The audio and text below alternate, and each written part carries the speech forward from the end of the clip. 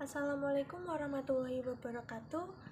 Dalam podcast kali ini, perkenalkan nama saya Rika Fauziatul Maghfirah dan di sini saya ditemani dengan rekan saya yaitu Saidatul Maghfirah.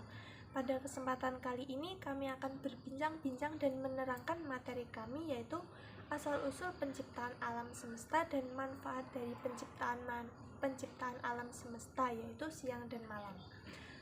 Mohon maaf pada podcast kali ini kami laksanakan secara online karena terhalang jarak antara kita berdua.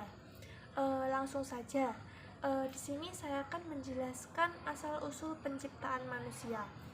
Jadi, tidak ada seorang manusia pun yang tahu bagaimana asal-usul penciptaan manusia.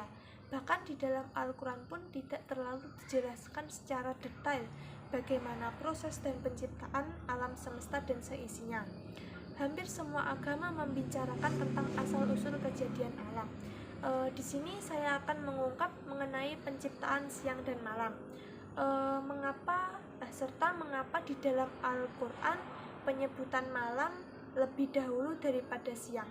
Apakah hal itu berpengaruh terhadap penciptaan keduanya? Mari kita simak pembahasan kali ini.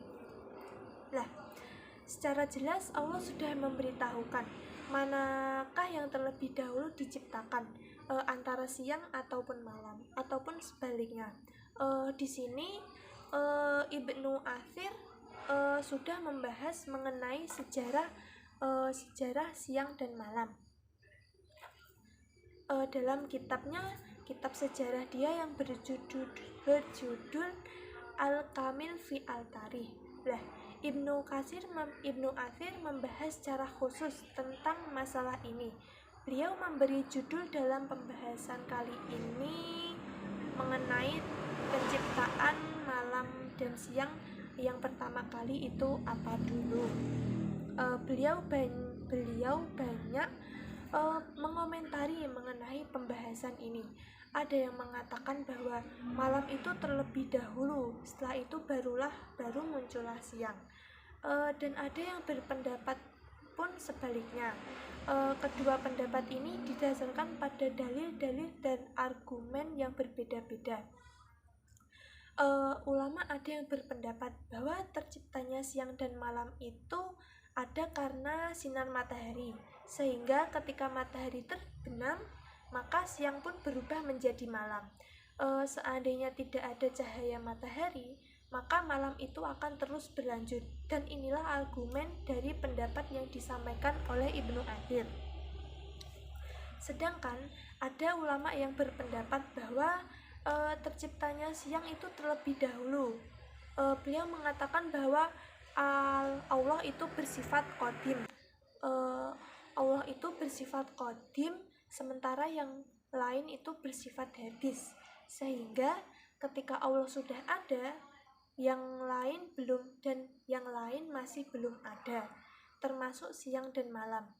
Hanya saja cahaya Allah menerangi segala sesuatu sampai Allah menciptakan malam. Dengan demikian, menurut pendapat ini, sianglah yang ada terlebih dahulu, baru muncullah cahaya Allah yang sudah ada sejak Allah ada. Dalam kedua argumen tersebut, Ibnu Athir menyetujui pendapat dari kedua argumen tersebut. Dari kedua argumen tersebut, Ibnu Athir mendasarkan dalam Al-Quran yaitu surah An-Nazi'at ayat 27-29. Dalam ayat ini Allah menyebutkan kata malam terlebih dahulu, baru setelah itu menyebutkan kata siang. Dan memang dalam beberapa ayat lain ada penyebutan kata al-lail malam dan an-nahar siang.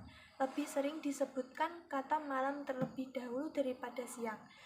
Demikian mungkin memang pendapat inilah yang benar. Itu dari saya mengenai asal-usul penciptaan alam semesta.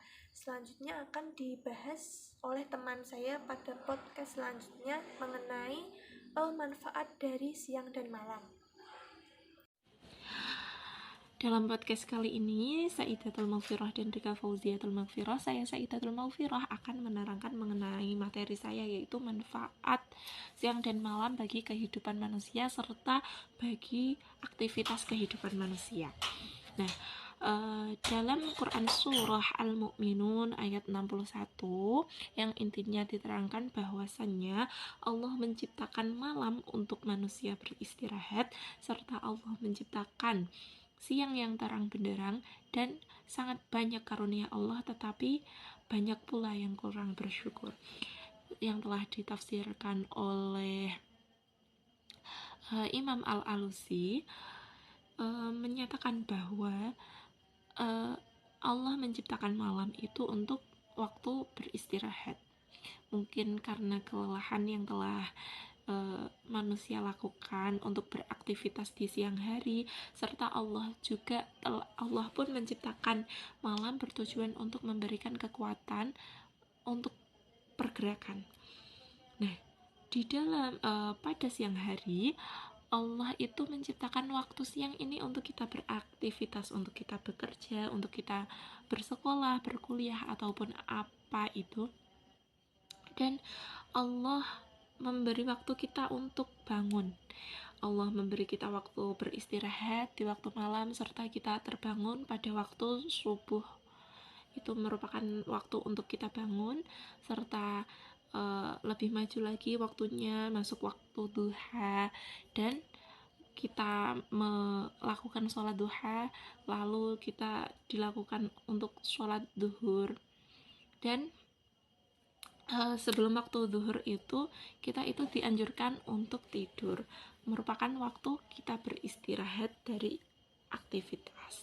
Lalu duhur kita bangun, selanjutnya kita melakukan aktivitas lagi, dan kita sholat asar, sholat maghrib, lalu waktunya kita sholat isya, lalu kita waktunya untuk beristirahat kembali.